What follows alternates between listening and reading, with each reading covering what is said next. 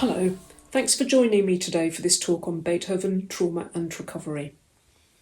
Beethoven experienced a drastic loss of his assumptive world 3 times during his adult life. After each of these, we can trace a process in his compositions by which musical materials lay bare crises which are then resolved. It isn't unreasonable to suggest that through music he was enacting recovery from trauma. The first loss was that of his hearing when he was in his early 30s. He would pour out his despair over this in a written document in which his fear and grief are given form. Shortly after that, he started to compose the Eroica Symphony.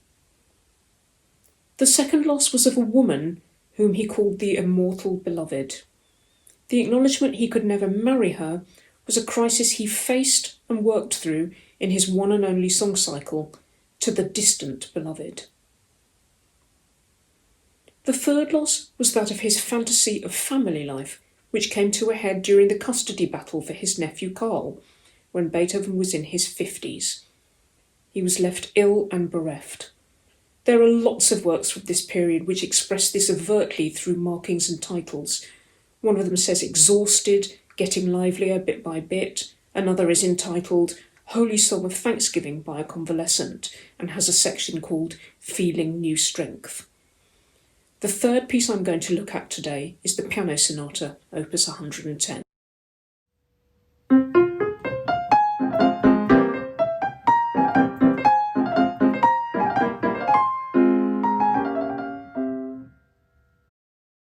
In 1792, when he was 22, Beethoven left his birthplace of Bonn to move to Vienna, which is where you headed for if you wanted to make your fortune as a musician. Mozart had done something similar about 10 years previously. After a somewhat shaky start, his talents had come to be recognised, and by the end of the century he was regarded by his noble patrons as a genius. It wouldn't be long before they decided he should be free of the necessity of earning a living, and jointly settled an annuity for him.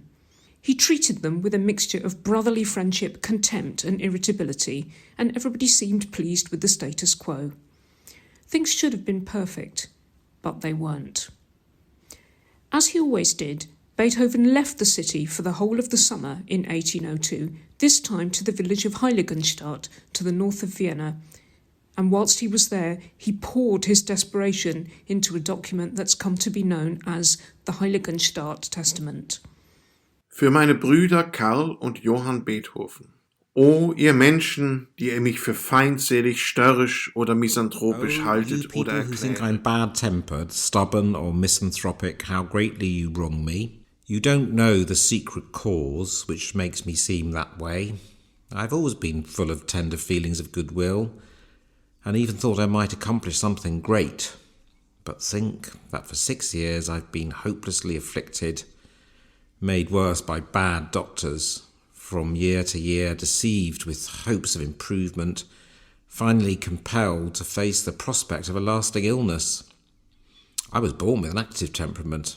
I like socialising, but I've had to isolate myself and live alone, and if I ever tried to forget all this, I was flung back by the doubly sad experience of my bad hearing.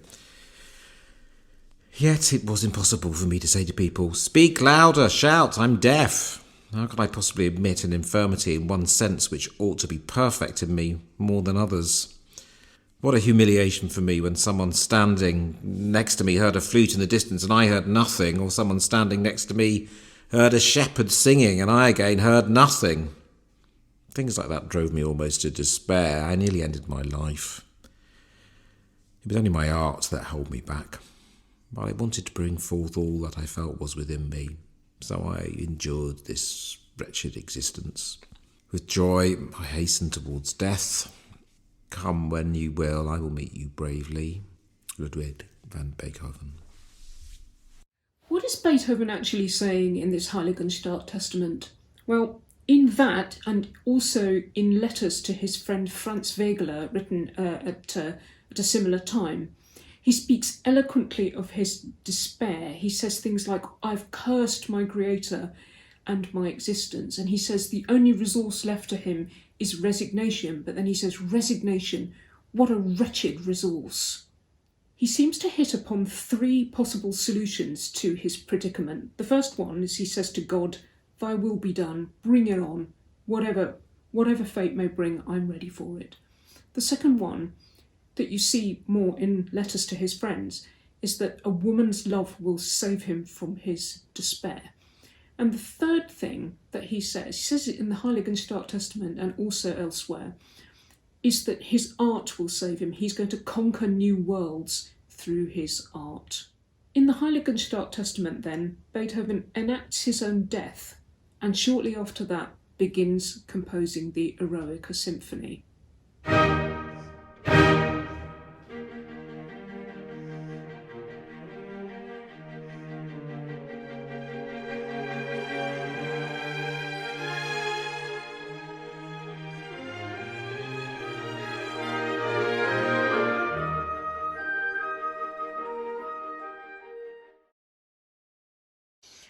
For the first movement of the Eroica Symphony, Beethoven chose to compose it in so-called sonata form, in common with many first movements of the time.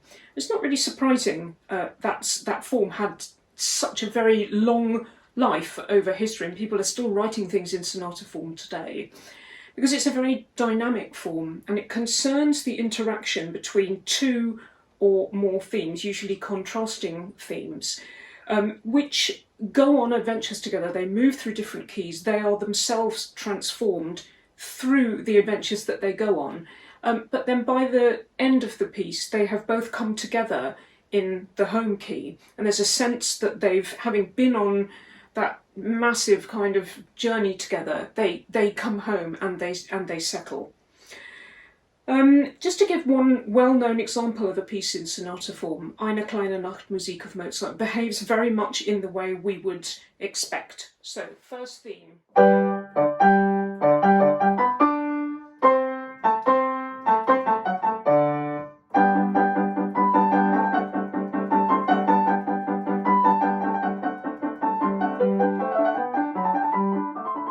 Music then moves into the key of the dominant.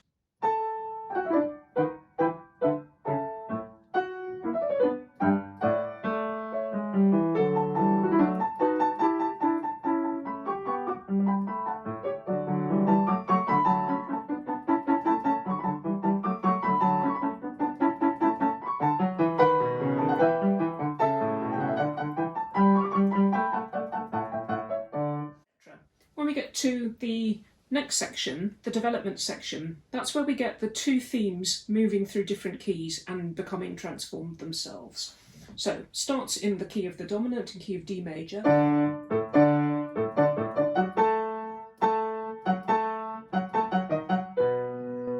we get the second theme, coming back in a series of different keys.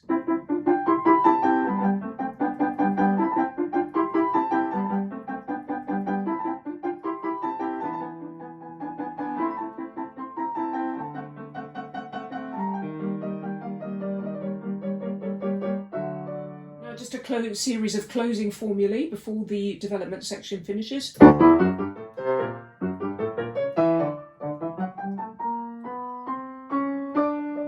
Etc., etc. And shortly after that we get the recapitulation of the first section, pretty well exactly as it stood originally, but now with both themes in the tonic key. The situation with the Eroica Symphony is vastly more complex. Just to start with the exposition section, what we have a massive statement of E flat major, the home key of the symphony. Starts with these huge chords. Couldn't really get much more affirmatory than that. And then the first theme itself is incredibly simple. It's just basically a triad spelt out.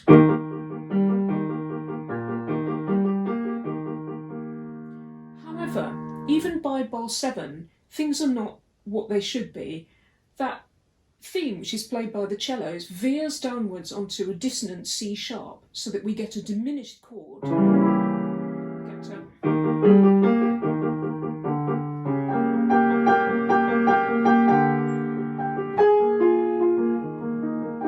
So if we just look look a little bit more closely at what's happening there, we get this dissonant C sharp as part of a diminished chord. Diminished chords are they're quite scary. They're very mobile.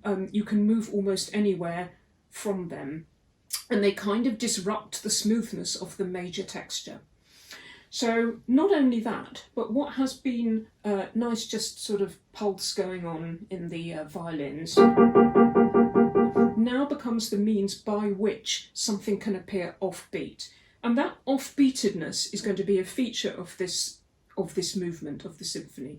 All through the movement we get these kind of stabbing chords that appear offbeat.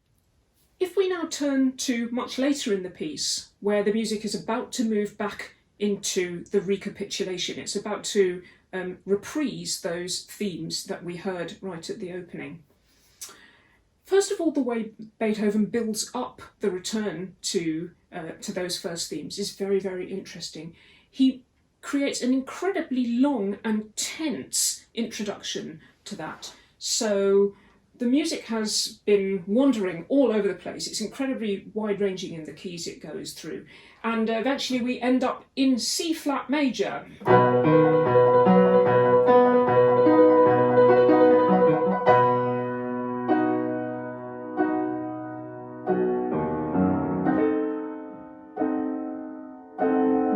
Another diminished seventh, which, as I said before, allows the music to be very mobile.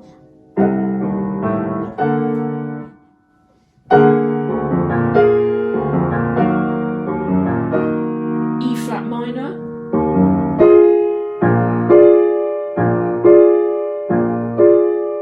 Shimmering strings.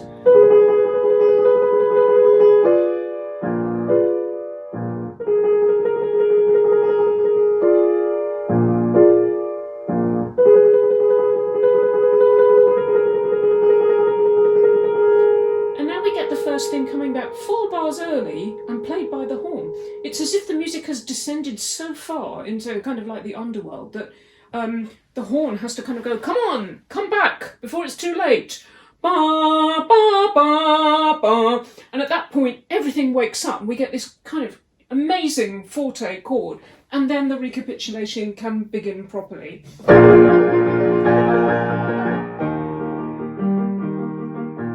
we're back. Get the C sharp, but this time it descends to a C natural, and by that means gets itself into F major.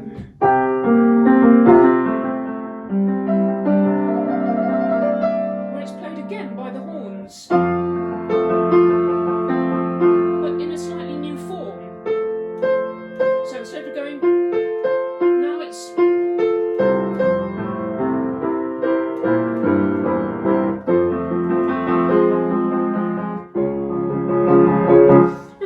with Beethoven, we're never not just going to get a recapitulation, which is absolutely bog standard.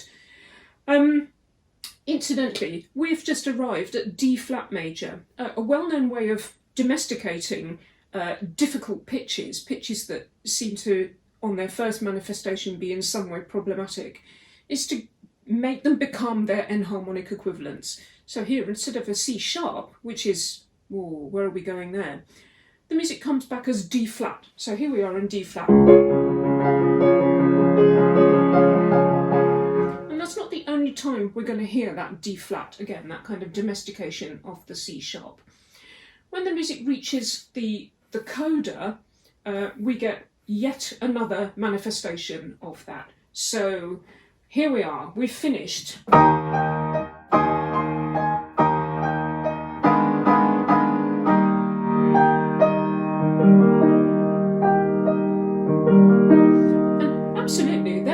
Everything's been smoothed out. That theme now just consists of do do do do do do do do. Waits there pianissimo for 2 bars. D flat. And down to C.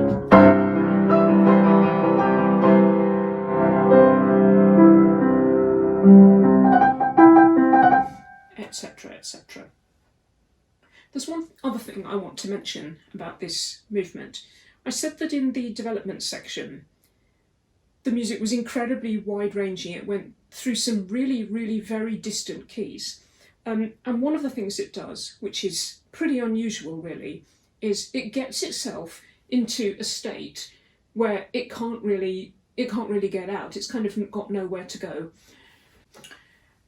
I say it's got nowhere to go because it's a series over very many bars of these offbeat, stabbing chords that I was talking about before, descending through a kind of series of chromatically descending pieces, as if they can't really get any further, and that end with these horrible offbeat dissonances in the brass section. So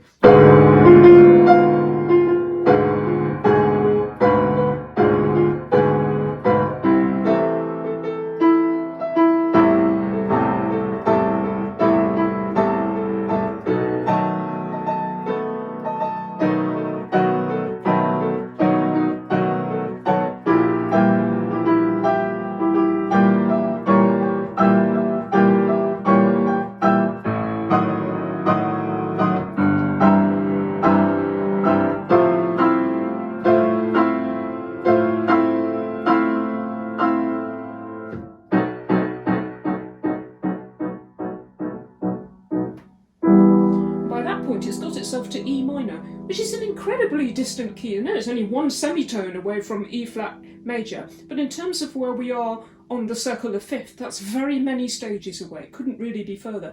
And it's almost as if the music has shifted to another register altogether. It's almost as if another force is looking down on what's going on sadly and commenting on it.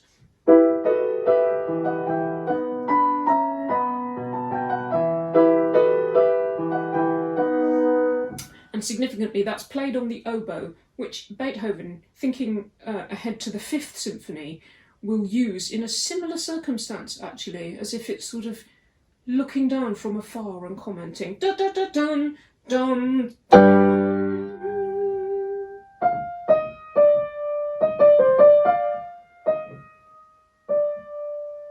And then it goes on at that point. So here we get, in the middle of the development section, an entirely new theme. How is Beethoven going to deal with that? If he just deals with it in the normal recapitulation, it will kind of be the wrong place for it. But he can't just leave it hanging. That wouldn't be his habit. So he does bring it back. He does bring it back eventually in the coda of the piece, where it gets its own recapitulation. So what has all that got to do with heroism? Well, first of all, the piece is called the Eroica. We know it's somehow about heroes. And it seems to me that it's about lots of different types of hero going through lots of different vicissitudes.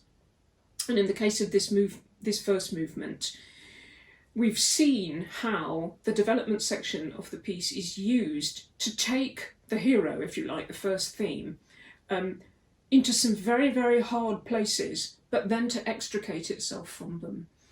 It gives that hero, that first theme subject, a very difficult identity, an identity which is almost dissonant with itself, but then it deals with it by ironing out that difficulty, by domesticating that C sharp into a D flat, and by ironing out the theme into something much smoother. It gets the music to an impasse in the development section from which it can hardly extricate itself. But it does extricate itself by the appearance of this new theme, which will eventually take the music back. We see in the development section that that heroic first theme is almost in a place of unrecoverable distance from the home key, but it's called back by the horns as if summoning it back to life from where it's been. This epic first movement is followed by a funeral march, an enactment and memorialisation of death.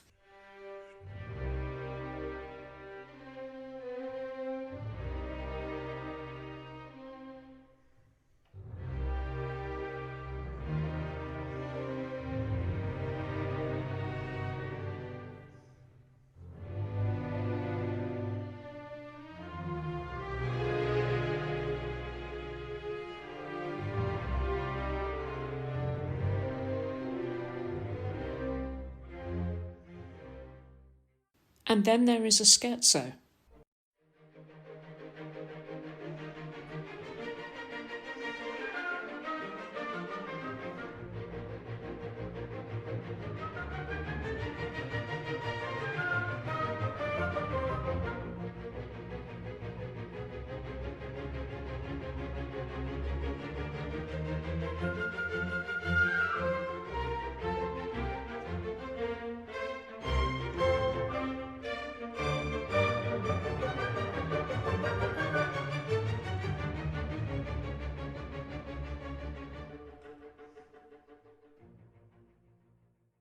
The last movement reuses a theme that Beethoven had written for some ballet music called The Creatures of Prometheus. Prometheus, on the run from Zeus, whom he has annoyed, creates humans out of clay, but they lack knowledge and art. So he gives them knowledge and art and allows them to become susceptible to emotion. He takes them to Parnassus, where they learn music, tragedy, comedy, pastoral dance, and heroic dance. The gods are furious about this and sentence Prometheus to eternal torment. He will be bound to a rock, and an eagle will peck out his liver, which will regrow overnight to be pecked out again the next day, and so on to eternity. So Prometheus is a figure who represents human striving, particularly the quest for knowledge, and at the time of Beethoven, the lone genius whose efforts to improve human existence could also result in tragedy. In 1818, Mary Shelley subtitled Frankenstein, The Modern Prometheus.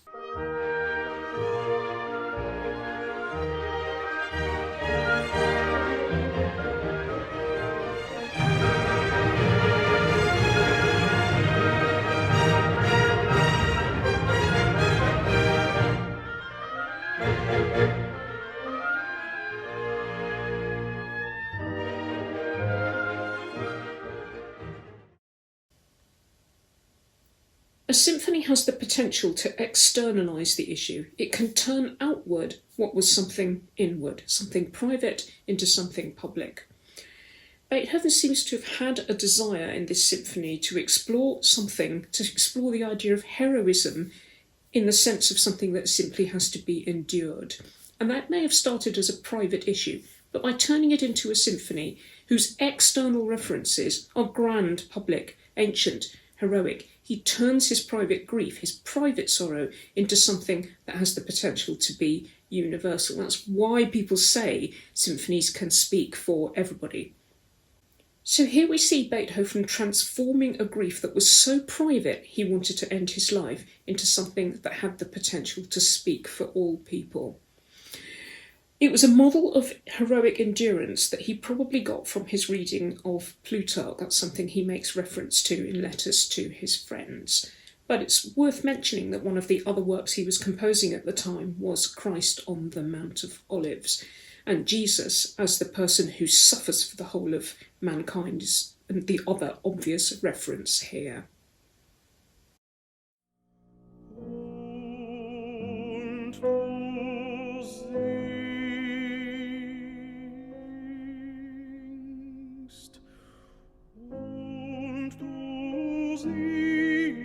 Was ich gesungen, was mir aus der vollen Brust ohne Kunstgepräng erklungen, nur der Sehnsucht sich bewusst.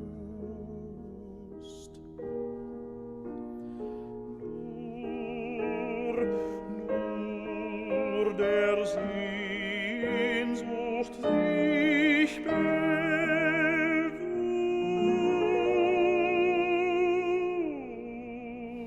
Let me turn now to a work that is in every way a completely different kettle of fish from the Eroica Symphony. Actually, there are two things that it does have in common with the Eroica. One, that it's in E flat, and the second is that it ends triumphantly. Anyway, it's the song cycle Andi ferne Geliebte, to the distant beloved, which Beethoven wrote in 1816 when he was 46 years old. Beethoven was very often in love. These passions ran deep, but they didn't seem to last very long, and they were almost always for women who were unattainable, either because they were married to someone else or because they were somewhat out of his league socially. Marriage was something he often said he desperately desired, but there was perhaps something unrealistic about the whole enterprise. His infatuations always gave rise to compositional outpourings, sometimes in the form of lieder, a form Beethoven is not noted for. Singers want beautiful lines that they can really get hold of, whereas Beethoven's songs are conceived more like instrumental pieces.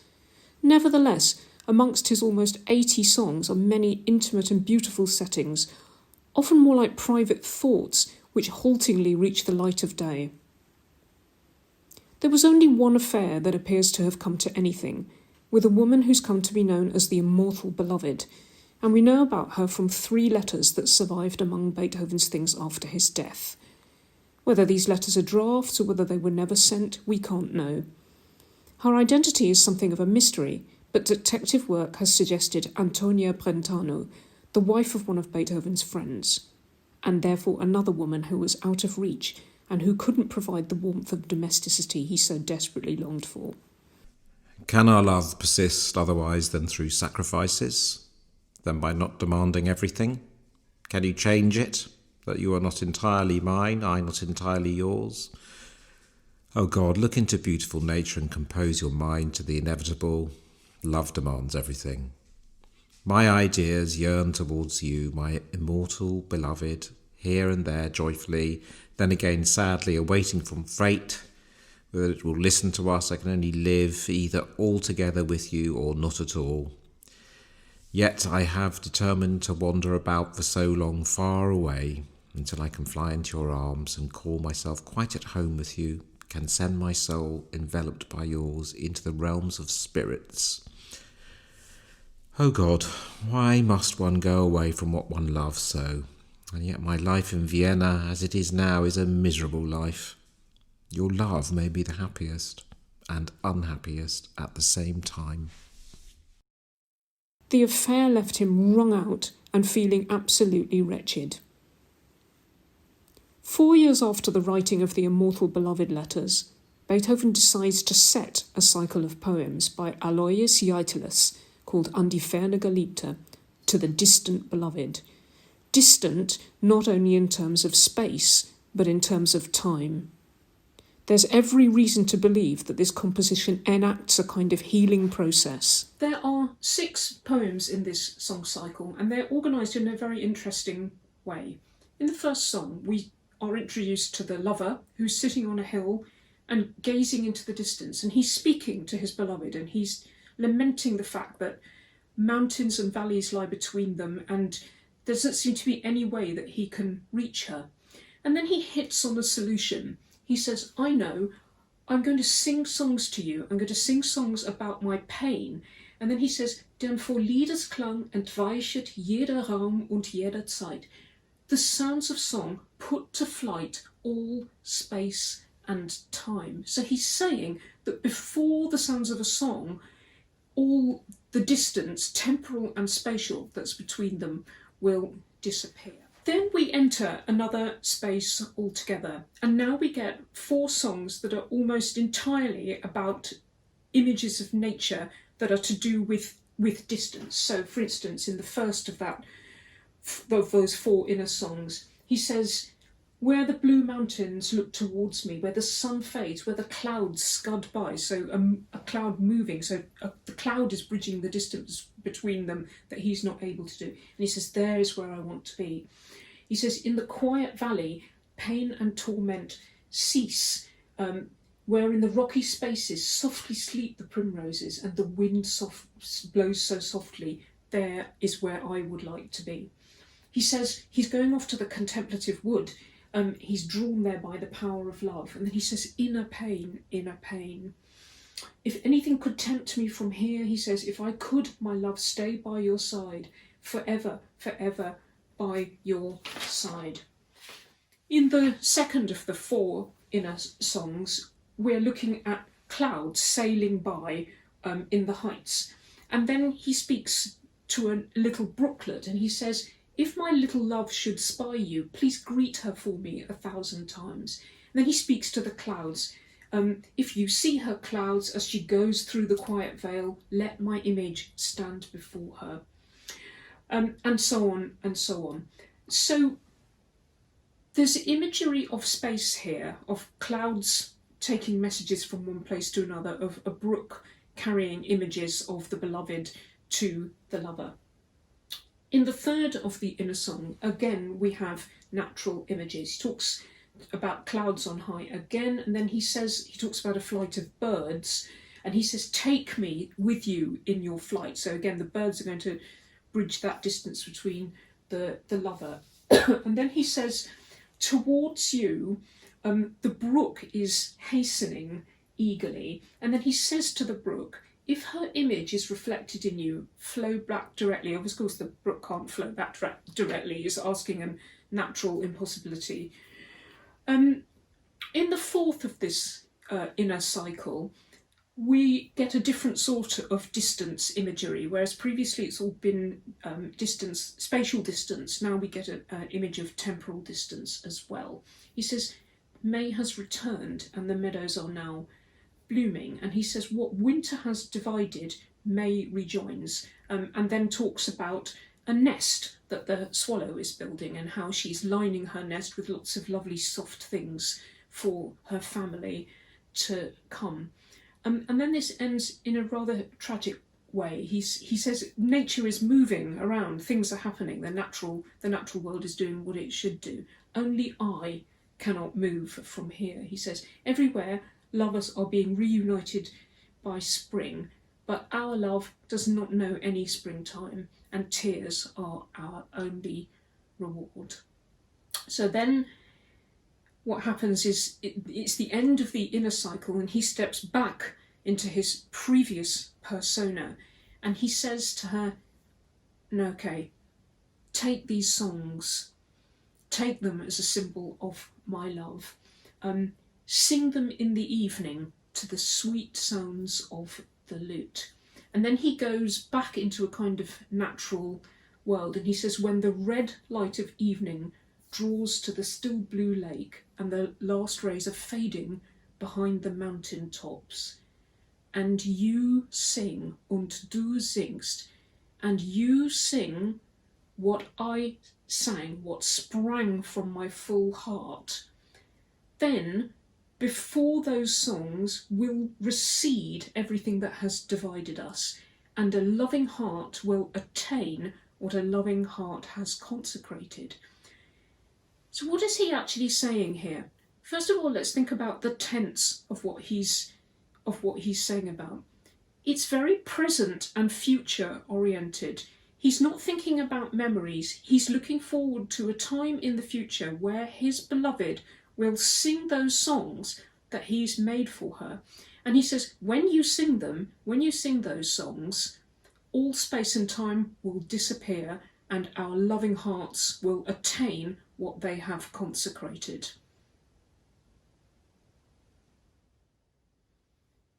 In the piano parts of these four inner songs, Beethoven draws on a lot of the kind of typical imagery of the time for depicting these natural scenes. For instance, in the second song, the clouds are depicted as these very light, bouncy things, and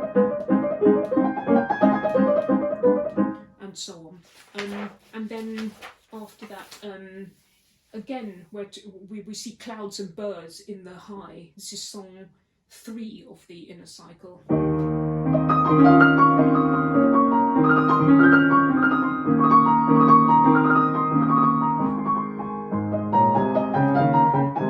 And in song 4, again, bird imagery done through the use of trills.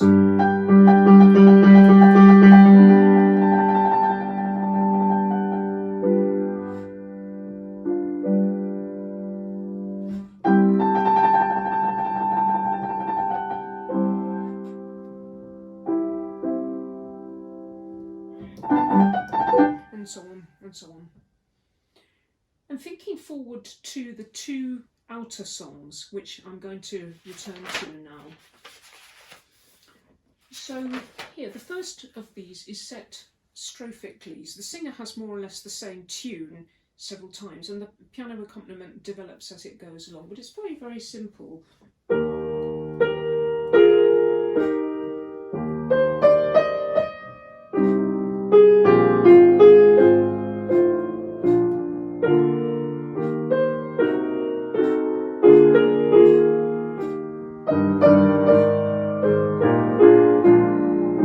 And that's the end of the first poetic line, and then the piano gets these lovely little interludes.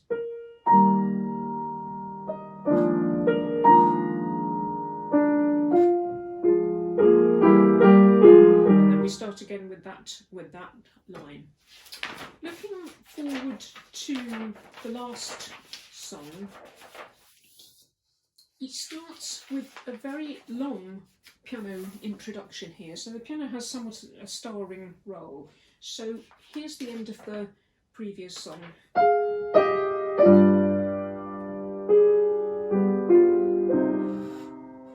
So the inner cycle is finished, and the singer steps aside once more into his previous role.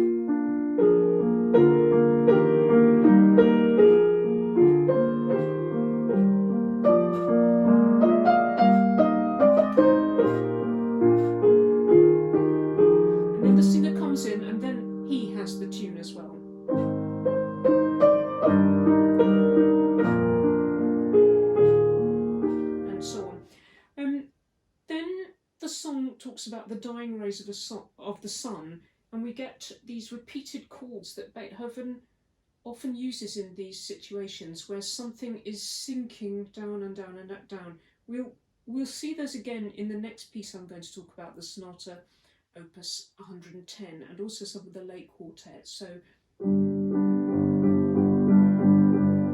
then the singer comes on the top about talking about the dying rays of the sun.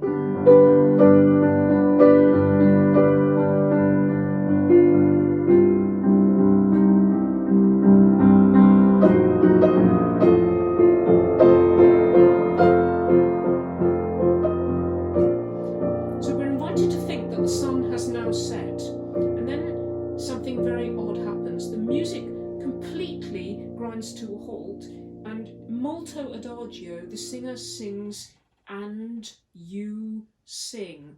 Und du singst.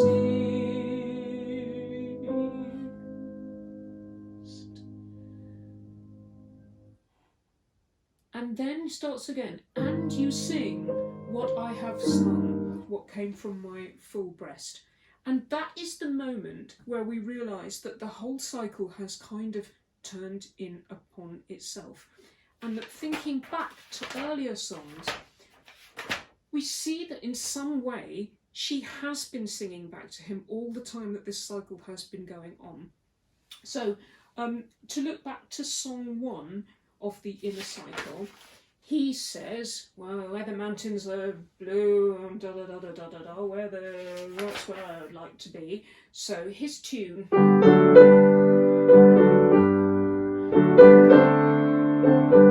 And so on and so on. Then there's a little bit of an interlude. And then we get the singer just declaiming the words on a monotone while the piano has the tune. Dort im ruhigen Tal schweigen schmerzenden Qual, wo im Gestein still die Priemel dort sind, weht so leise der Wind. And I think at that point, it's as if the whole time of the cycle kind of collapses into one, where there's this realization that another voice has been singing all the way through the cycle. It just happens to be in the piano part. And of course, looking at the end, piano somewhat has the last word. So he eventually the whole thing kind of becomes very, very lively indeed, and ends triumphantly in E-flat major, same key as the Eroica, and eventually the singer goes, the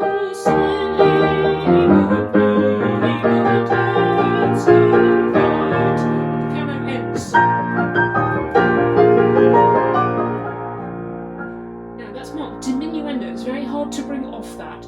It's just as if that's the very limit of Beethoven's piano on that A-flat there, and it almost doesn't make it, and then there's this moment of regret. And then he decides it is going to end.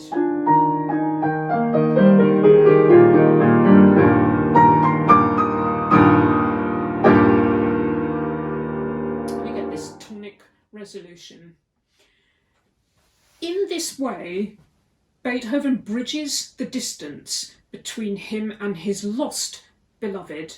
He may not be able to be together with her in real time, in real life, but inside this song cycle, they are together and they will always be together, and she will forever be singing those songs back to him at the same time as he is singing them to her.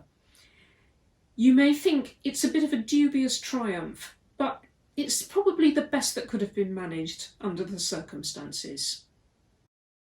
Joshua Ellicott will be coming to the music department to sing Andi ferne Geliebte and other Lieder of Beethoven's, and that concert's going out on the 25th of November at 7:30 p.m.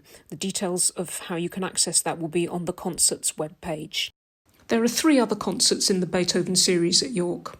The first will be by David Owen Norris, and that's going out tomorrow, the 4th of November at 7:45, and it's about the importance of improvisation in Beethoven's style.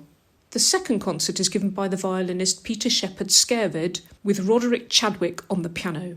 They'll be playing the 3 sonatas opus 30 by Beethoven alongside works by Cimmerku and Lefanu. And lastly, the string quartet Revolutionary Drawing Room will be playing 2 late quartets by Beethoven, the string quartet in B-flat opus 130 and the string quartet in F opus 135. And incidentally, they'll be ending the B-flat quartet with the Große Fuge, which was Beethoven's original ending for that quartet.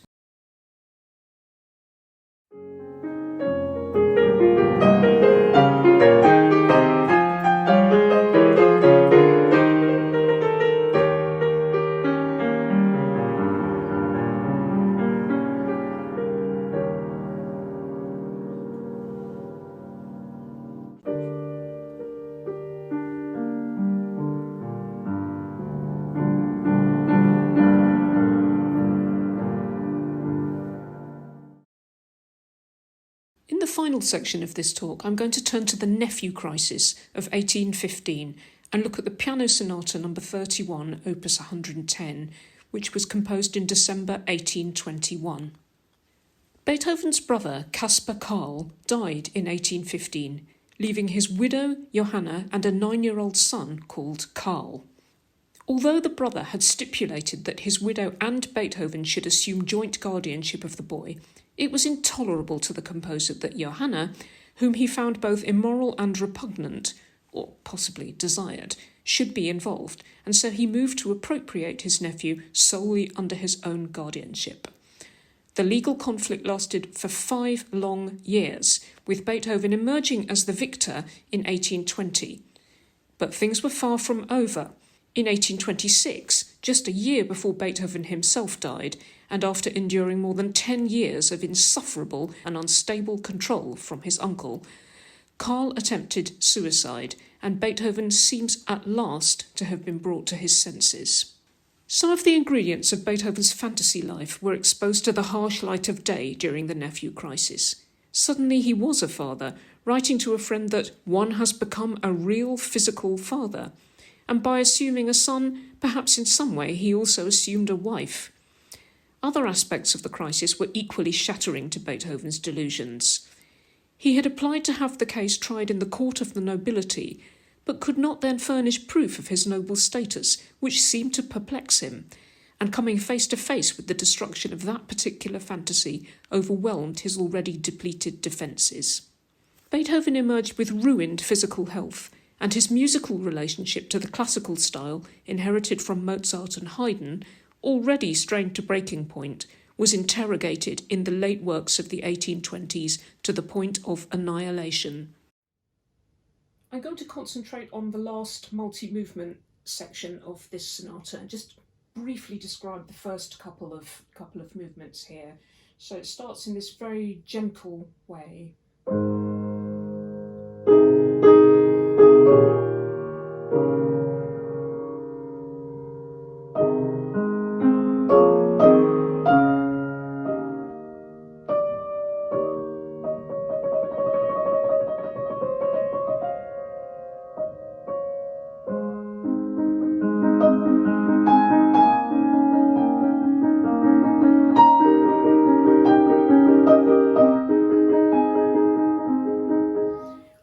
The second movement is very contrasting, very energetic.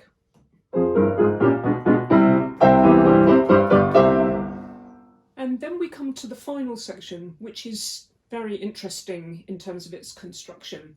So at the beginning, we get a section of something that sounds like a kind of fantasia composed of elements of recitative, I think not operatic recitative as it's often been described, and the type of recitative it is comes clear when we get to the next section.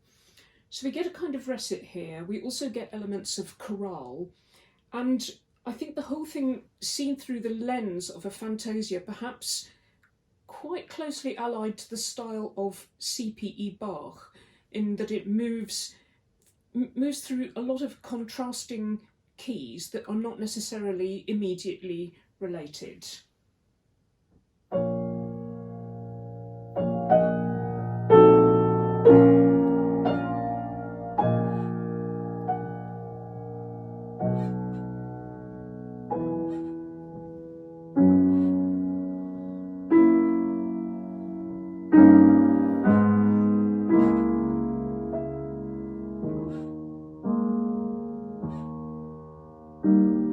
This is actually now marked recitative.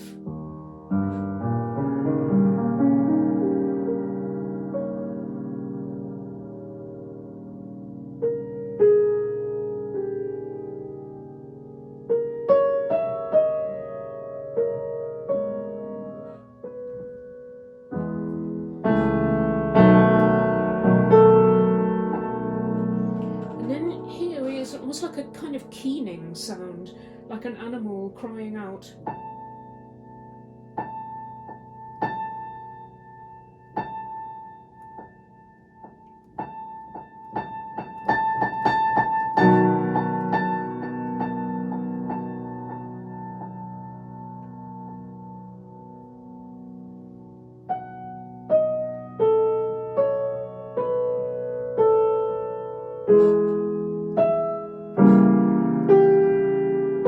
And that's just like the end of a recitative here.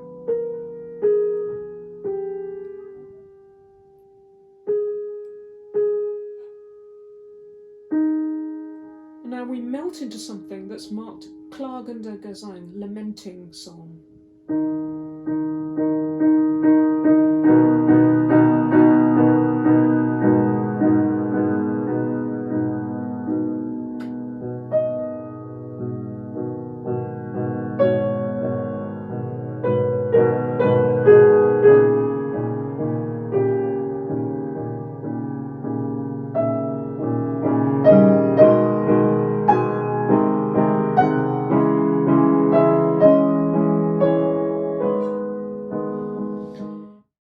This is a direct quotation from the aria Es ist vollbracht, it is accomplished, from Bach's St. John Passion, and it clarifies the presence of recitative and chorale-like elements from the first section. As with the earlier work, Christ on the Mount of Olives, written at the same time as the Eroica Symphony, Jesus is a figure of heroic endurance who suffers for the sake of all humans. After this beautiful klagender Gesang section, which ends sort of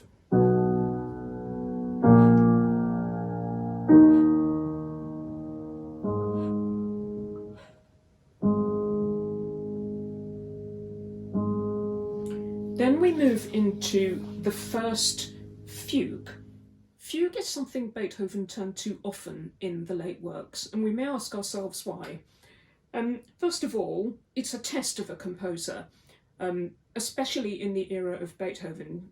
To write a fugue was something considered to be extremely difficult. If we think back to Mozart's Dissonance Quartet and what the sketches for that work reveal to us about the difficulties he had in manipulating the counterpoint there, Beethoven's sketches similarly reveal that writing a fugue took a lot of working out. So one reason to do it is it's hard, and the hardness kind of brings forth something from inwardness into exteriority. A fugue can also be said to objectify the emotion somewhat because of the way it's constructed, because it's several voices all having a conversation with each other. It's by nature a kind of sociable genre. It's far cry from the inwardness of the song, the Klagendes Lied, that preceded it. So here we have got this fugue, which is built on the pitches of the opening movement. And here it gets transformed into.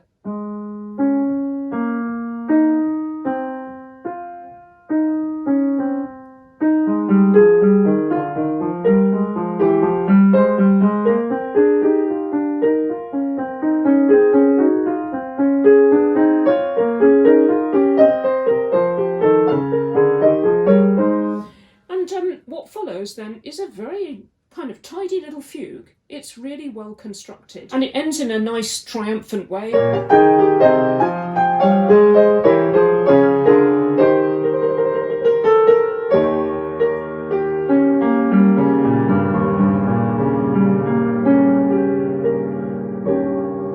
And there we are, we're poised here on a dominant seventh, about to return to A flat major. What we're expecting is this. It's not what we get at all. It's like a disaster strikes at this point. So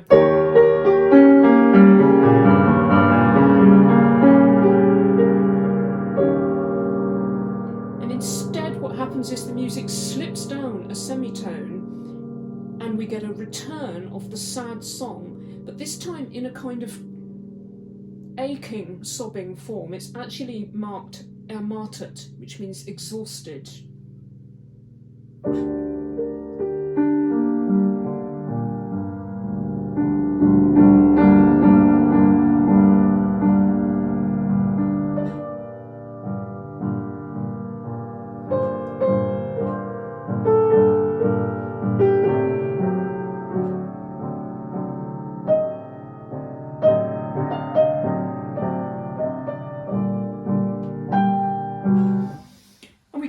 A complete reprise of the whole of that section, and then a rather extraordinary ending to this. So we're in G minor now, and the music then ends, same ending as before, but this time broken. And now we move to G major.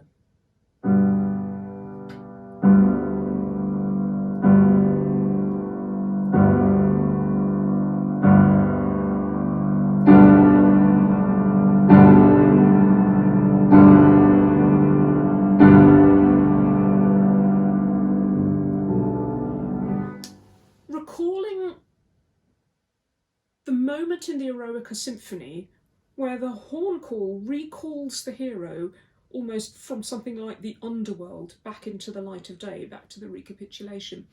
This is almost like, it's kind of like a bell tolling or a clock striking or something. It's like saying, right, now wake up.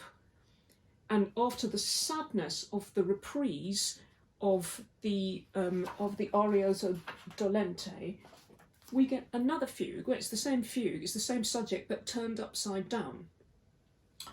But this fugue is not going to behave nicely like the other one did. It's almost as if Beethoven thinks, well, the fugue didn't do the trick. It didn't lift this music out of the depths of despair. So now let's try something else.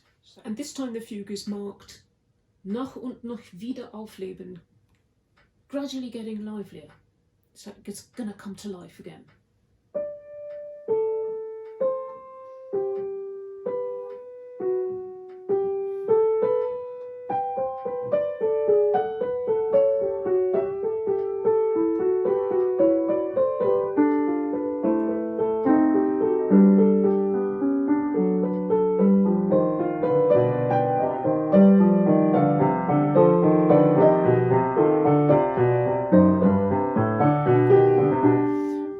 first intimation that we have that things are not as we thought they might be going to be.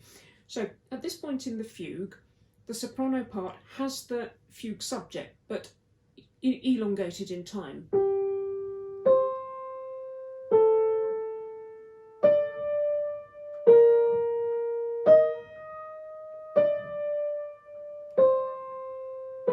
Whereas the other voices have them diminished in time,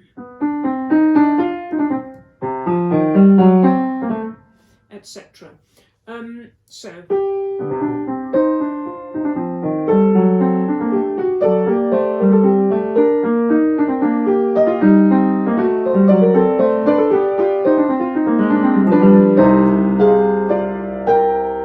now the bass has the theme elongated in time.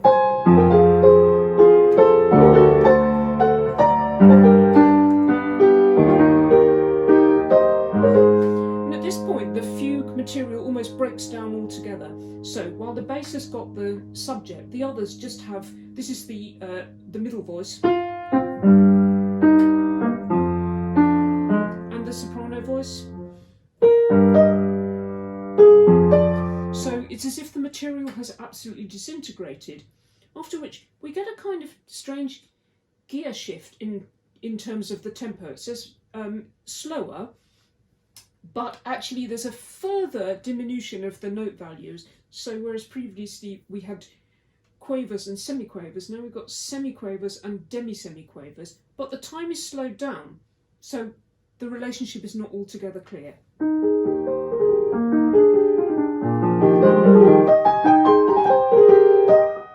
Here's the subject again in slow note values. And now it says get faster, gradually getting faster.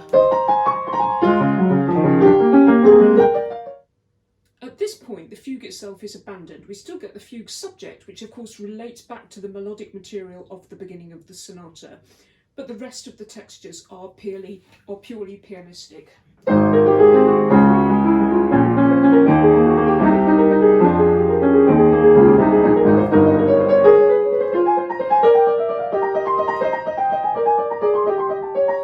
And the music continues, it climaxes in an enormous cadence into the home key of A flat.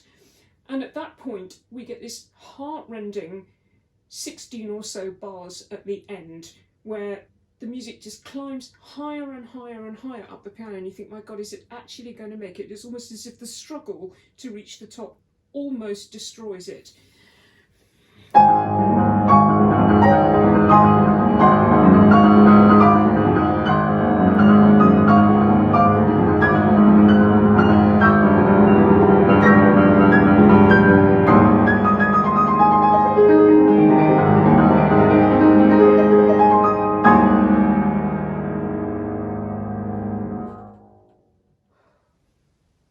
And at that point, I'm going to finish. I talked earlier about a feeling of universal experience. Of course, Beethoven doesn't speak for everybody, but an enormous number of people have somehow felt that they can participate in some of the processes that go on in his music. And I do think it is because this sense of healing comes out of them, a sense that whatever happens, that piece is going to resolve the issues that it sets forth.